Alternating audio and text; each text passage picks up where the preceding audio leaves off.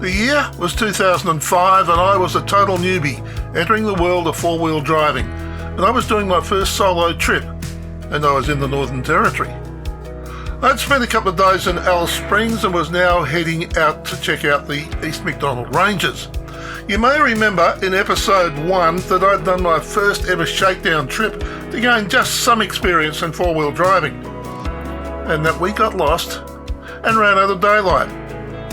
I just knew that wasn't going to happen again. Well, I didn't get lost. I did run out of daylight.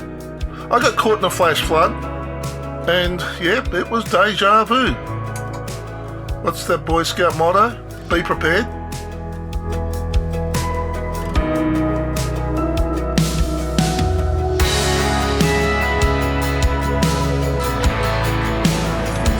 Well, good morning. It's Sunday morning and it's the 12th of June. I'll tell you about this gap in the rocks and okay. This is the Tom Brown roundabout and we are heading out to Alice Springs. We are going to take the just negotiate this corner. We're going to take the roundabout, we're going to take the road out of Alice Springs and heading for the Ross Highway, and we're going to head out into the East Macdonnells and the Ross River area.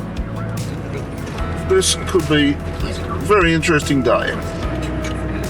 Okay, Emily Gap is a traditional site of major importance. It's part of the storyline for the three caterpillars, and people conceived in Alice Springs consider themselves, or the Arenti people, conceived in Alice Springs, consider themselves direct descendants of these caterpillar ancestors.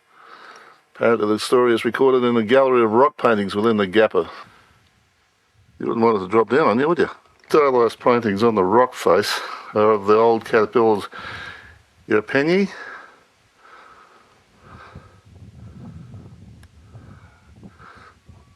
Netchalaki, and then Tarangati, or some such thing, who are beings of great significance for the Arenti people.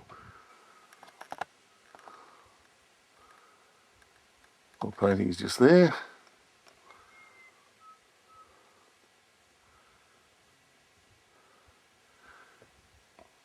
Incredible rock structure over millions of years. I dare say we're going to see more gaps in the ranges like this as the day goes on. In fact, we're heading for another one about 8 kilometres down the road now. It's just amazing how it just suddenly opens up. It's where the rivers come through, I guess. Just a bit of water. Probably replenished from the rain the other night. You're now not allowed to bring your dogs into the park. So I don't know where this one comes from. Probably belongs to an Aboriginal family. Come and have a drink of the water, obviously. Okay, this is Jessie Gap. I'm standing in the bed of a river, and again, the gap between the hills.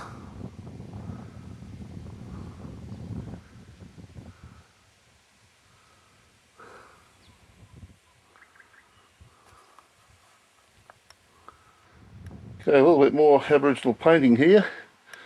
And Jessie Gap, while it's associated with the three caterpillar storyline of Emily Gap, also has a relationship, the white sand against the ridge. To this, the gap represents emu fat. So the Aboriginals have their thoughts on what these sites are all about.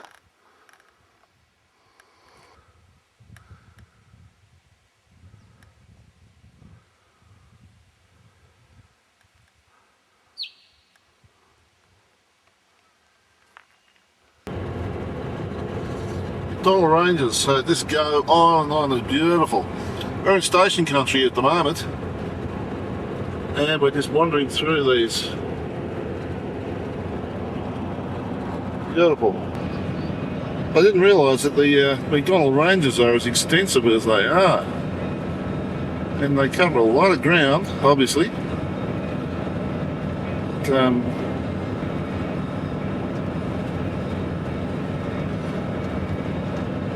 So it's beautiful out here, really nice. This is desert country, these are all sandhills.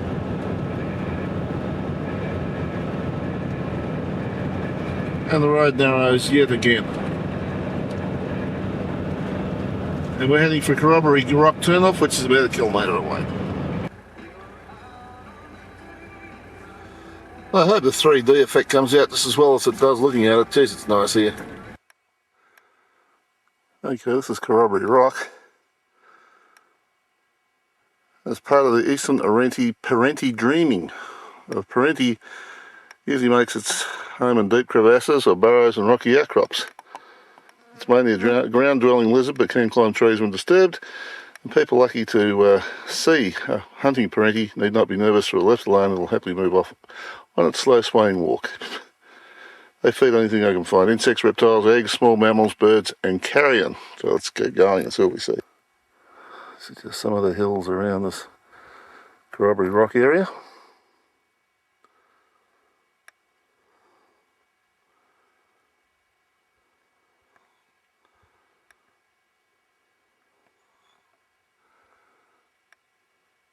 As broad as it looks from back there, there's just a narrow heap of rocks sticking up in the air.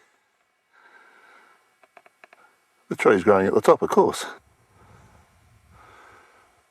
It's just a rock face. 2 rock faces, a little bit of rock in the middle. Amazing.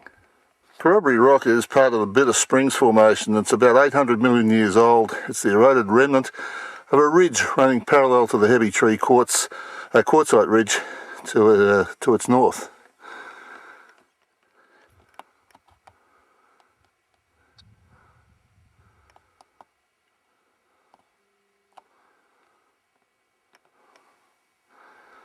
That's it, Corroboree Rock. The ranges just wrap around and just keep going.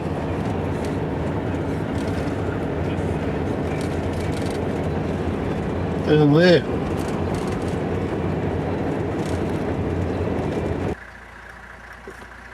This is approaching Trephina Gorge. We're actually in the Trephina Gorge National Park. Well, this is all part of the Trephina Gorge. I'm currently doing a rim top walk. As always with these things, moderately difficult. Then you got to climb the bloody things, get up there.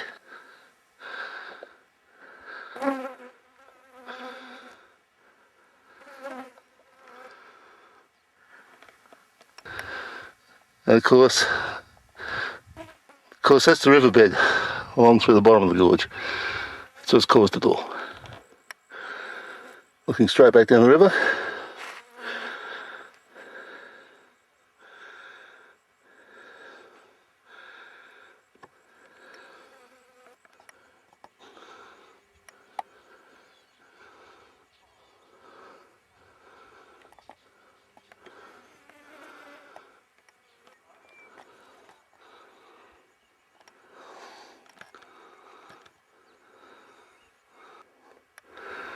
There's a little bit of a washaway down there.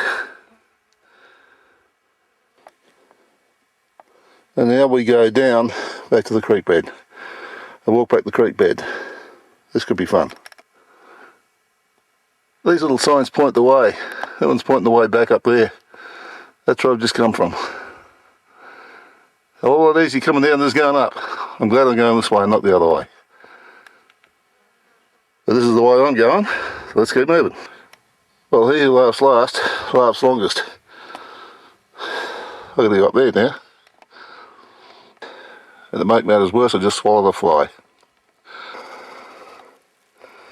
Make matters worse, it's starting to rain. The weather's moving in. That's the creek bed back to the car. I'm up on top of it. Cut the water along to start running on the rocks, and the rocks get slippery. It's dangerous. You reach the end of the marked section of the Trephina Gorge walk. To return to the car park, do a T-turn to your right and follow the creek bed back to the gorge. Tell you what, we ain't bloody going over the top. We're now on the creek bed and we're working our way back towards the car park. A couple of seconds ago, we're at the top there. Now I reckon I'm crazy. I just walked around the top of this thing. These two people are actually climbing up and down the rocks with ropes and stuff. Some people do crazy things. Good luck to them. I wish I had their guts. Thanks, guys. See you later. And that's the view straight up the creek bank. Well, there were rumblings of thunder and all sorts of things as I was coming back. Walking up the creek bed, I'm thinking along the lines that, you know, it can rain 100 kilometres away and flood the river at that period. Then the river can run down, and a dry riverbed like that can be flooded in next to no time. Sort of like a little tsunami in the desert. Okay, well, yeah, the sun is trying to come out. We don't know what's happening here, so I'm going to make tracks from here. It was quite an interesting walk. I'm going to go and find somewhere where I might sit down and have some lunch. See if I can find McDonald's. Yeah. Alright. So this on the way out.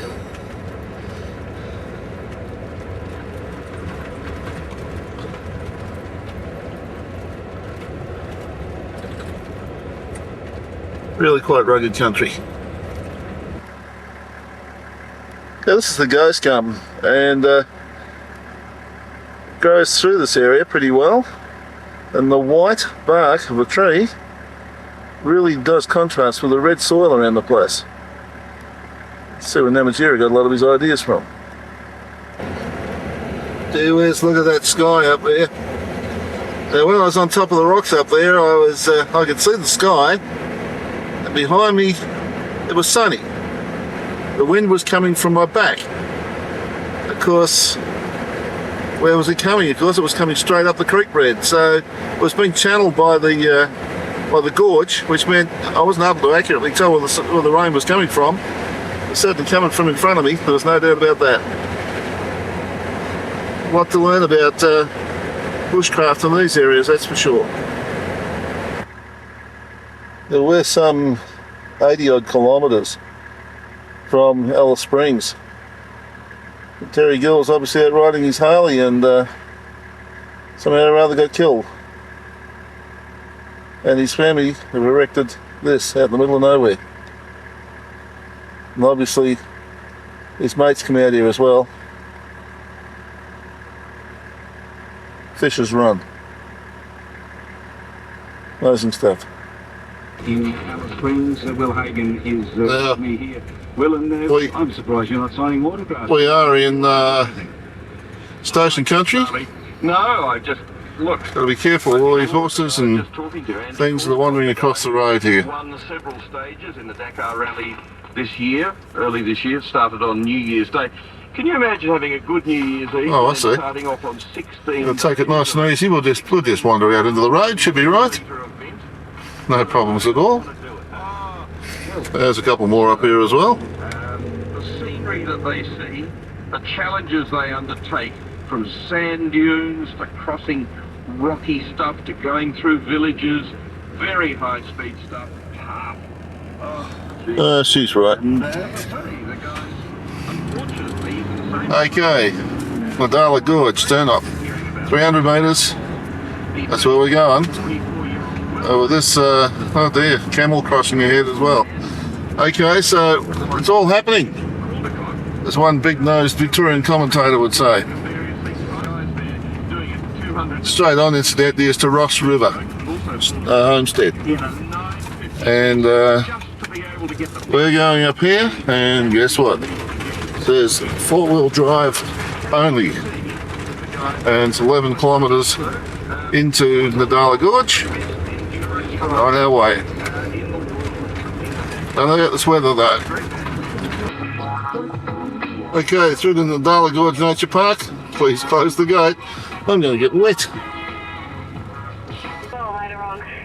Okay, this bloke was sitting in the middle of the road a second ago. Well, I'll let Will Hagen explain that to you because he was looking at it very closely. Well, it was very impressive, but for a very short period. On the cars, fighting the faults, and I'll be doing that throughout the afternoon. Okay, he's looking at me, and I'm looking at him. Absolutely. There he goes. All right, Emma, we might leave it there. Okay, a bit of rain. Look at the water on the rocks over there. Doesn't take much to get water flowing in the bush. And the Madala Gorge has got over 6,000 petroglyphs in the gorge itself. Most are stylised symbols of circles and lines and like. We're not going to go anywhere near that, but there's the first lot. We're not going to film them all, just some.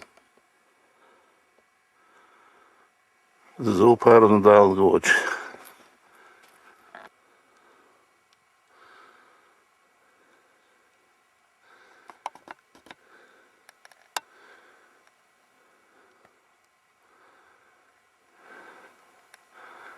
It's also very red up here. That's why I call it the Red Centre, I guess. A bit of shelter if we need it.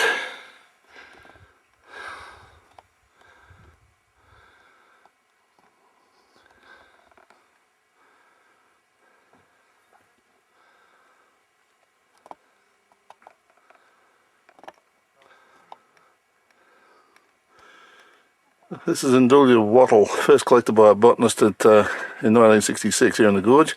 It's also known as sickle leaf wattle or haze wattle. It's mostly found in steep rocky hills favouring south-facing slopes, which tend to be protected from wildfires.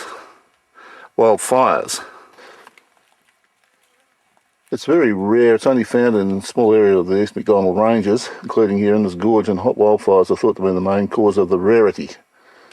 The potential for wattle to become rarer means it is nationally listed as threatened. These guys normally worked on flat stone, and they use two methods of actually scoring the rock. They used two methods. One was called pounding and one was called pecking.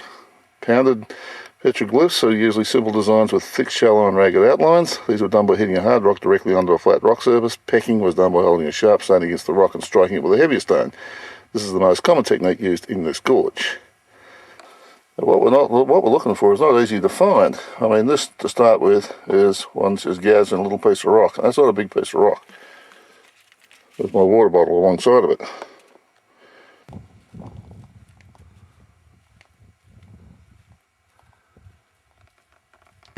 Well, we got back from that walk just as the rain set in. So we're going to make an exit out of here now. And it is 20 to 3 in the afternoon. So we're going to head for a place called Arltunga. Yeah, Arltunga, and the old ruins up there. Okay, we're on private property again, and this time cattle. Yeah, I wonder if I knock one of those over, I could throw it in the fridge.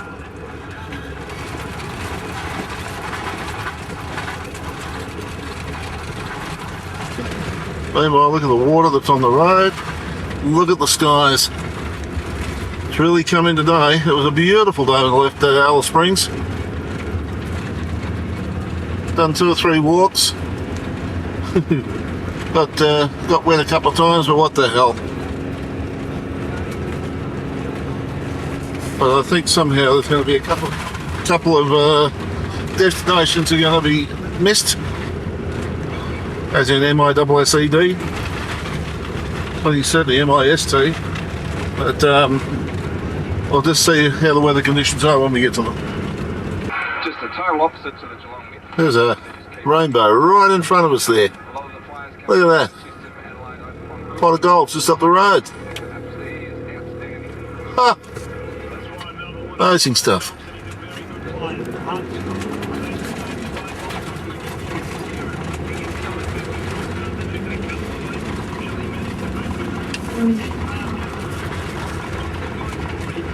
Who says rainy day's going to ruin your day? Is it a rainbow or is that? No, it's the line of rock. It's the colour of the line of rock. With the sun bouncing off while it's wet.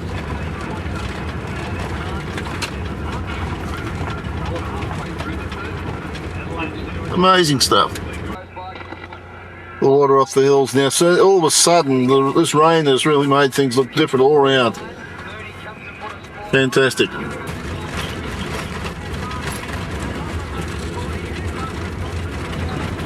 Now there's a rainbow in front of us.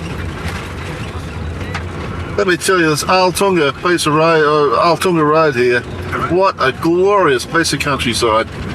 Absolutely amazing. Slowing down. Yeah, it doesn't take much to do it. Mind you, they probably have a fairly decent sort of shower through here. Look at that up there. All the little creeks are now running. Right, it's fairly corrugated. And there's a car coming through behind us. Well, this is what it says. It's the Arltunga Historical Reserve. There should be a ghost town in here. Let's go and have a look. Now, this is part of the old Arltunga town site. This is the one of the public works buildings, government buildings. Another one just here. Further down more, and we can take a walk through to the police buildings from here. It takes a while to get there. In the meantime, over the other side of those hills, the thunder is rolling in rather ominously. Not a lot of camping around here, so I'm thinking along the lines I'm going to ski-daddle, and I've probably got some night driving ahead of me tonight. And there's some very wet conditions to be driving through as well, so I don't want to be hanging around too long. Just look at the skies over there, they're awful. Now, this is the old police station. Of course, what you've been telling me. Yeah, no, I'm not very good for much of the going. That's the work. Okay, there's more stuff to see in the Arltunga Historical Reserve, but it's mainly to do with old mining sites and that sort of thing. There's an old cemetery up there, but because of the weather and the roads, I'm going to hit the road, and we're heading for Corroboree Station, which is about 10 kilometres away, and then we'll see where we go from there to try and get back to the main road. I believe I've got 3 or 4 hours driving ahead of me tonight, and it's now 4:30.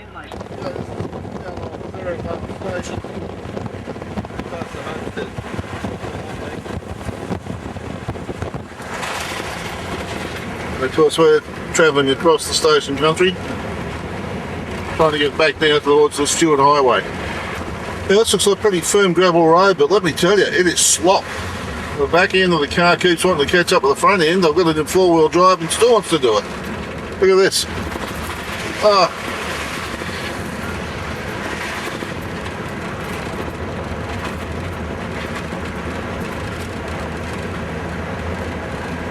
Whose idea was it for me to come around this way? Wendy? The road to the Stewart Highway had been graded to a wide gully and was full of water. Not knowing how deep or for how long the road was underwater for, I teamed up with a couple who had a GPS, and we decided to follow a track cross-country to the Plenty Road. Okay, these are the guys we're travelling in tandem with, and this is the country we're running through at the current time.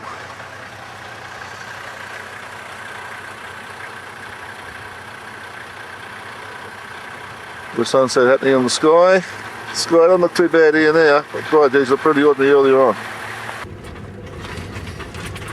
Well, it's now 6:10, and this is reminiscent of what we were doing in Lansing a couple of weeks ago now. The track has really narrowed down, but we're going to keep going till we hit the Plenty Road and see what happens from there. Jeff and Harry are going to the right. They're heading back towards Queensland. I'll be turning left and I'll be heading towards the Stewart Highway.